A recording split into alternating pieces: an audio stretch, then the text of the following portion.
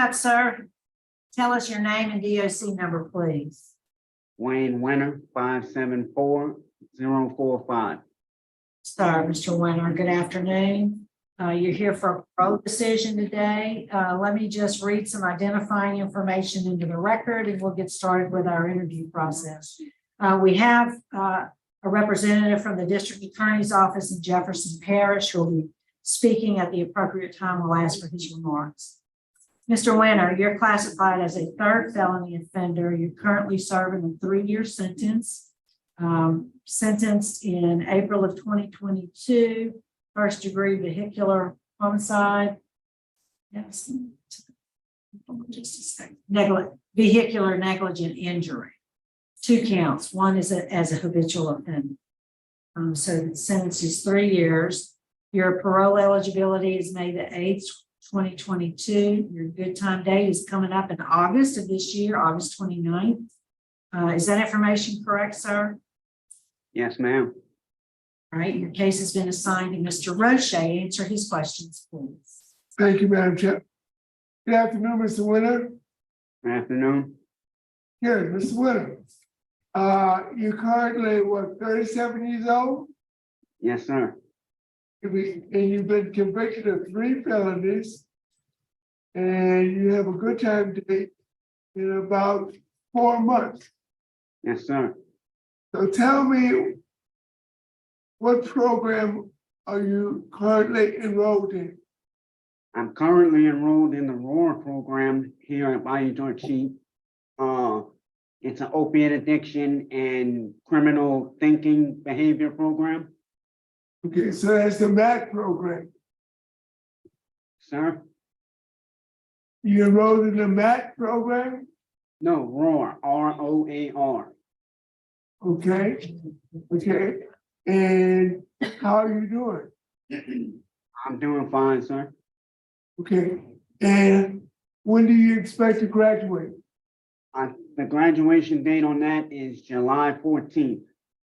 July 14th. And you're gonna get some good time when you finish that program, is that correct?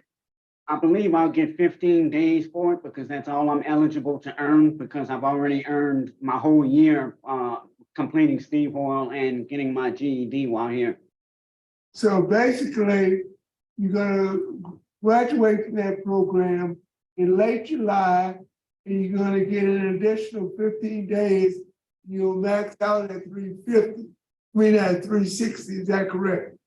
Yes, sir.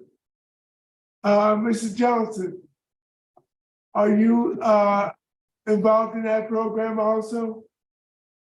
No, sir. The ROAR program is a MAT program, but I don't do that program. He did complete Steve Hoyle with us and parenting in December of last year. Okay, okay. So it is the MAT program. Yes, sir. It is one of our MAT programs. Yes. Do you plan to take the Vivitrol shot when you before you're released? No, I opted not to, sir. Why?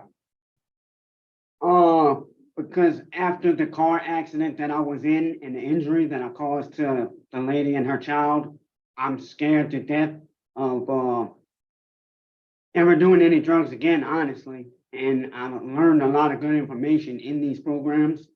But I mean, honestly, I'm scared to death with all the fentanyl. And I mean, I could have killed that lady and her child, you know, and that's just eating me up inside. You know, I can't wait to somehow make amends to her and her child, hopefully. And if not, at least show them that I turned my life around, you know, and that the injury that I caused them, you know, it's a horrible thing, but it did have a silver lining, I guess you could say. You know, because I mean, I never want to be responsible for anything like that ever again. Now, Mr. Wiener, I'm gonna tell you exactly what I'm gonna do. All right. You're in the MAT program and you're doing well. And you'll get 15 additional days and your release date will probably be within a week or 2 of your completion of the program.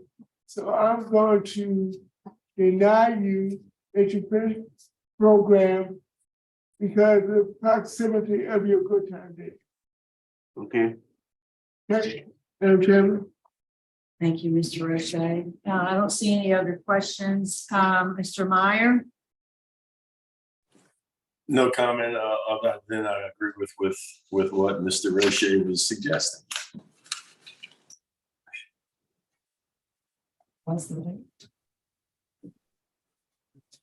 Mr. Okay.